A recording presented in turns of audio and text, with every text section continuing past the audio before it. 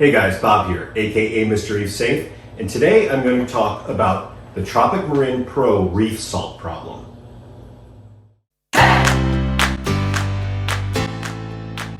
I've been using the Tropic Marin Reef Pro for about 2.5 years now, and I really like it.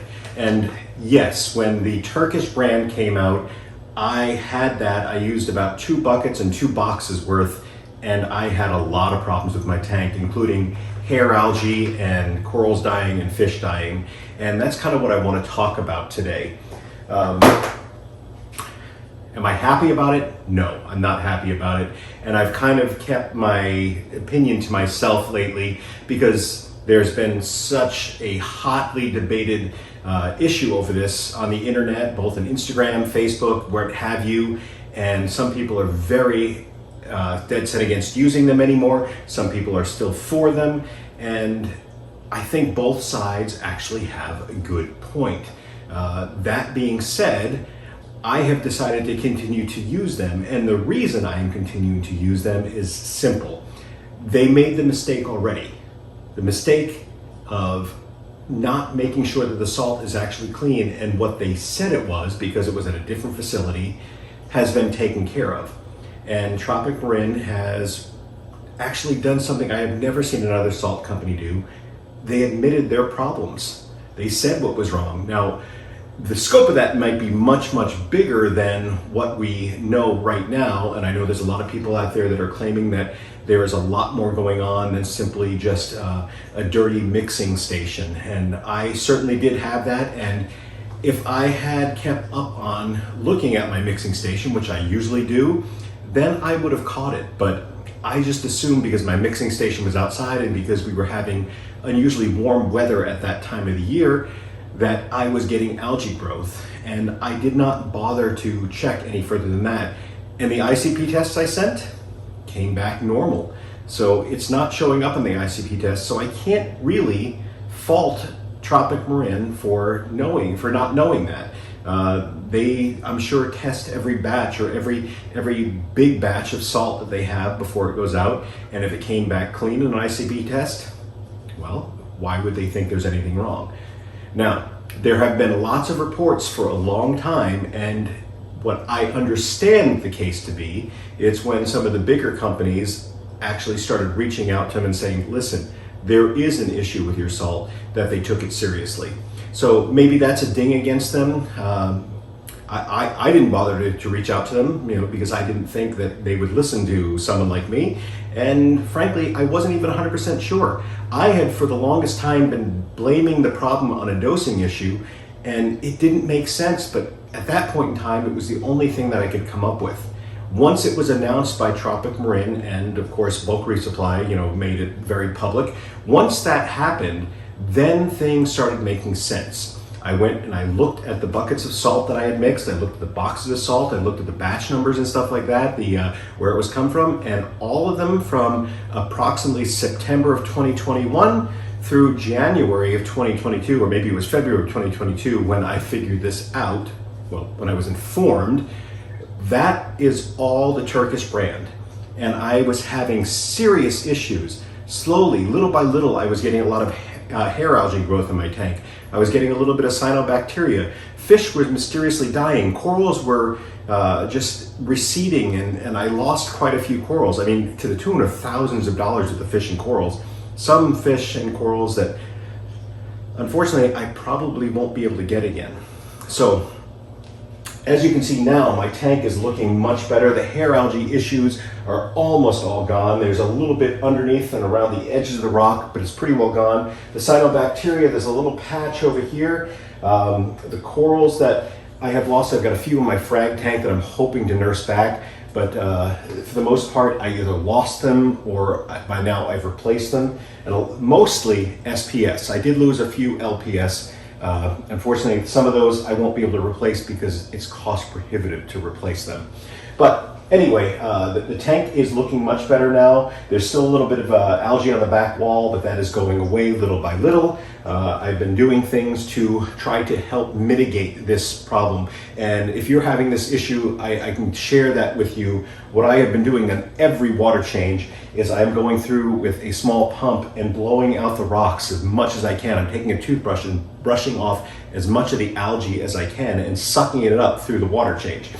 Now, what that is doing is removing it. It's not removing the issues with the salt, but as you can see, I've got this bucket here. I've gotten a few replacement buckets and I made sure they are the German salt. Again, I am trusting Tropic Marin that they caught the problem and they're not going to make that problem again. I kind of feel like if there's going to be a problem, it'll probably be something different. But I do want to reiterate that it's the only salt brand that I know of that has ever taken responsibility for it. And I used to use a different brand. I'm not going to say what that brand was. And I was having issues with high aluminum in my water. And every ICP test, it came back really high. And the only thing that changed, once I started testing my mixing station, the only thing that could have been was the salt brand. Once I switched from them, the high aluminum went away and I started using the Tropic Marin. It mixed up clean. And that's why I'm going to stick with them, because I feel like the mistake has been caught and they're not going to make that mistake again. Hopefully they will be even more diligent in the future so that other mistakes are not made. So I'm kind of putting trust in them. But back to this, I took my time and I cleaned everything. I did extra water changes. I blew off the rocks. I sucked out as much of the algae as I could. I used a toothbrush to suck it out.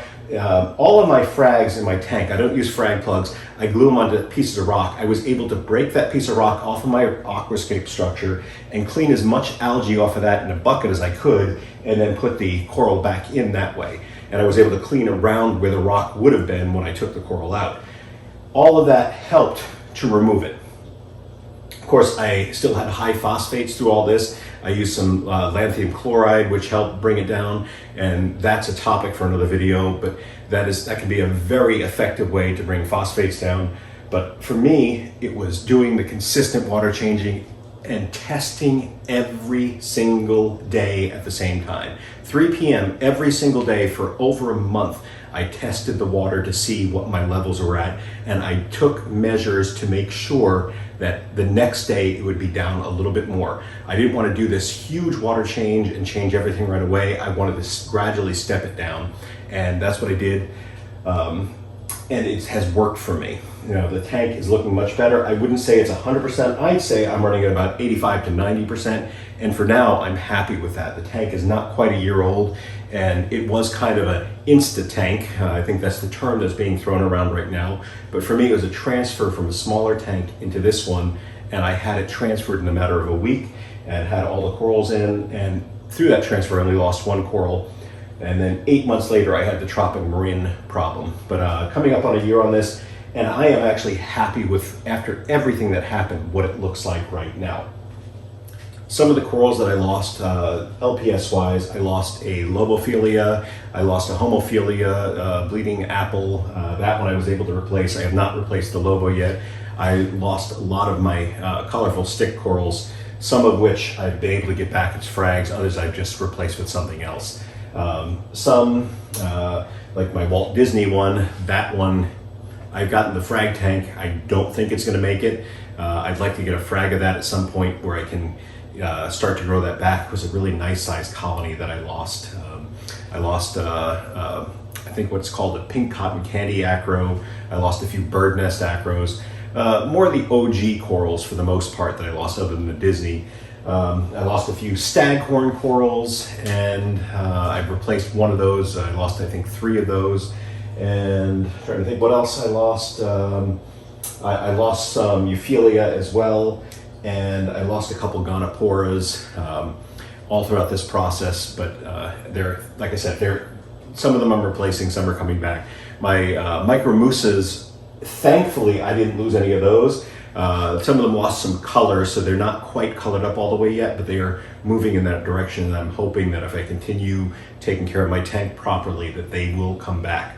Fish-wise, this is kind of where it really hurts. I lost quite a few tangs. I lost quite a few wrasses. I lost some other fish as well. Unfortunately, I lost my purple firefish, which I know that's not a real expensive fish, but that has been with me through 3 different tanks. I've had it for over 3 years, over 4 years actually, and I lost that one. So that was kind of a hard hit for me, personally. That had a lot of sentimental value to it. I really missed that fish. And yes, I will replace it, but when I'm ready. I lost 2 yellow tangs in the process. I lost my Achilles tang, I lost a purple tang, a Soho tang, and a clown tang. Not all at the same time. A few of them I was able to replace. This is before I knew what the issues were. Things started looking better, and then I lost the Soho and the purple tang after that. I have replaced a couple of those. My gem and my convict tang thankfully made it through. I've replaced my yellow tang with another yellow tang. He's in here somewhere as a little tiny one. And I've also replaced one of the other tangs with a sailfin tang, which I've always wanted one, and I finally were able to get one. Another hard hit loss that I had is I had a Nokia wrasse, which I just absolutely loved this fish. It was very personable.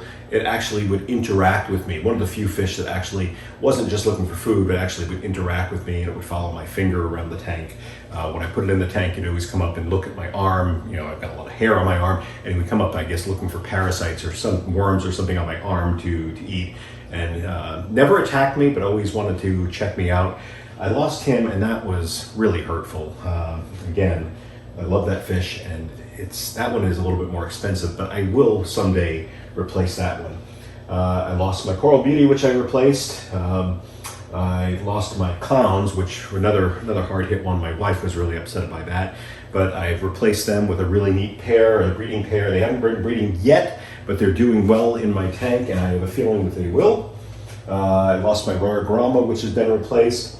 I lost my Mandarin pair, which again, I've replaced the male. I'm looking for a decent female, and of course, I'm debating whether or not to even introduce it because I don't want to have any issues with it. And I think, there's probably a couple other things that I'm not thinking of right now, but those are the things that I lost. And again, it's related back to the Tropic Marin salt problem. And Tropic Marin, if you ever see this as yes, I do blame you for this, but at the same token, I don't believe that there's any complicity on your part, like you did something purposefully to do that. And I believe that you are doing everything you can to make sure that this doesn't happen again. And that is why I'm continuing to trust Tropic Marin. We'll see if that pays out to be foolish or not in the future. I believe that my faith in them will be shown to be a positive thing. And I really want to say that Tropic Marin, I like that you guys are actually going out of your way to replace the salt. Unfortunately, I only had proof that I had 1 box left.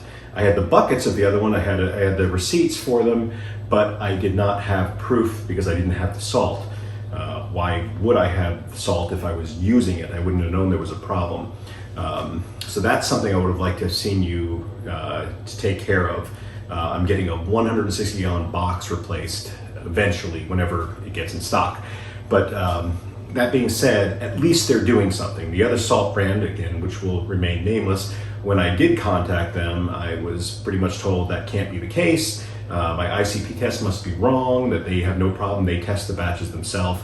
And I was basically told to go pound sand, and thus the reason I do not use that salt brand anymore.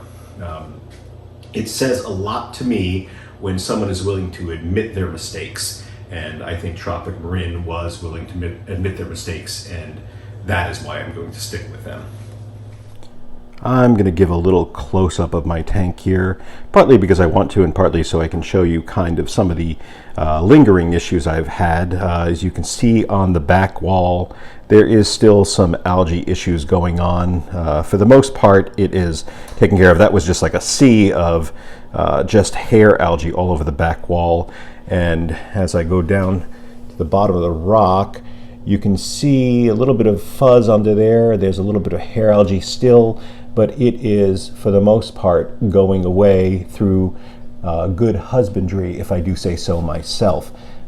Through the process, I've had a lot of issue, but thankfully, persistence in this hobby does pay.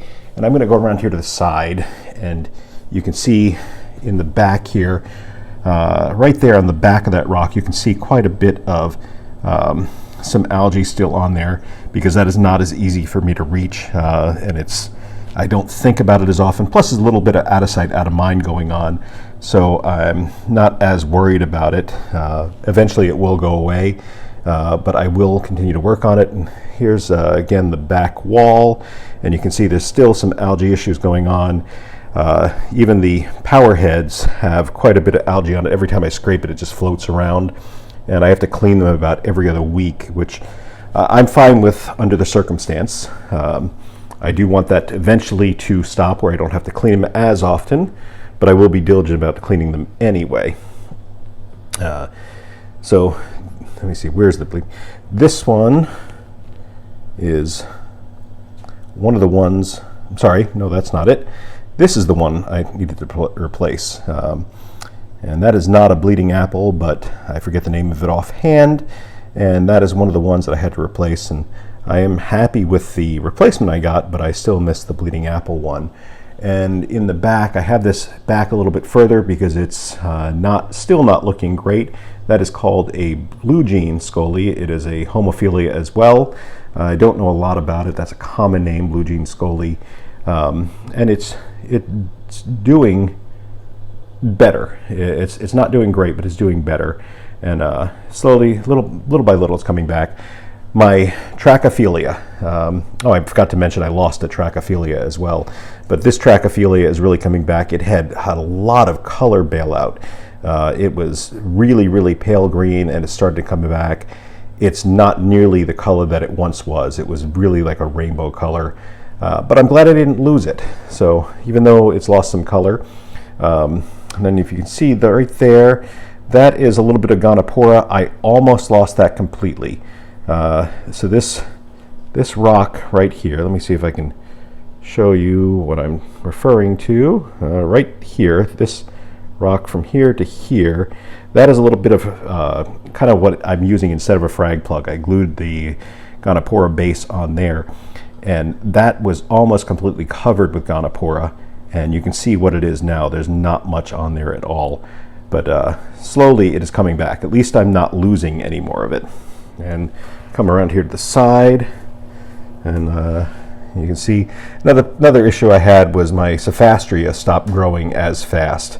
Again, there's another side with all the hair algae, and that again is a direct issue of the Tropic Marin salt, but they're taking care of it. So again, I'm kind of happy with it right now. And you can see that it's still kind of dirty under there. I'm working on getting that out. Another issue I had, not directly related to the Tropic Marin salt, but because of all the hair algae issues that I was having, I did not see the Aiptasia starting to take over in different areas. Now, I've been doing things to take care of the Aiptasia, and that's an indirect issue with the Tropic Marin. If I could have seen them, I would have been able to take care of it much sooner.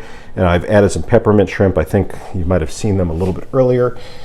They kind of hang out here. They come out at nighttime, but they're only going to take care of the little babies. And on the bigger ones, what I have been doing is I'm using Mohana wand, and maybe I'll do a video on that. And the Mohana wand just basically ruptures the cell membranes somehow. I don't understand the science behind it, but it seems to work. It kills them, but of course they'll release little babies, and they'll continue to grow, but that's what the peppermint shrimp are for.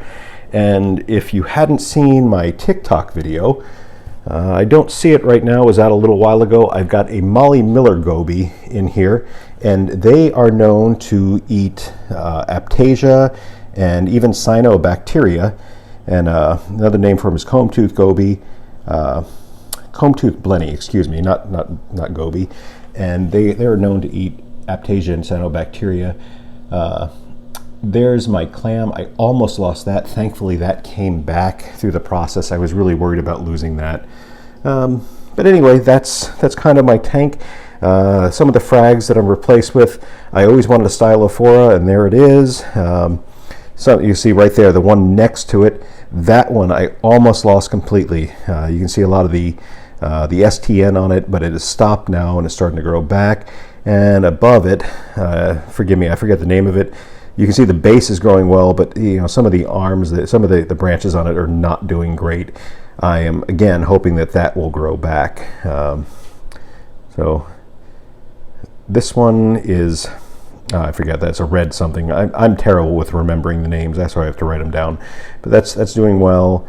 And this is a Garf bonsai, which I lost my entire colony with. Believe me, it looks better in person than what it does on the video.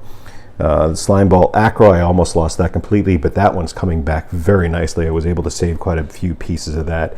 And I almost lost my digitatas. On that one, you can see the backside is just really eroded there, but it's starting to grow back over it, and all my acropora and corals are starting to get the little white tips on them. It's probably hard to tell under this video because I have the camera lighting on, but you can see the whitish tips. That is new growth, and everything's starting to grow again. So overall, I think it's doing pretty well. I've heard horror stories by other people about losing just everything from their system, complete tank crashes, and my heart goes out to them. I really feel bad. If that is something that's happened to you, reach out to me. I would love to just talk with you and get to work through some of this with you. And if you're one of the people that are very angry with Tropic Marin, I'm still willing to talk with you. We can have a respectful conversation. We can even agree to disagree, and maybe we can help each other out. Anyway, I want to thank you guys. This is Bob, aka Mr. Reef Safe. I want to thank you for watching. Please like and subscribe and comment below.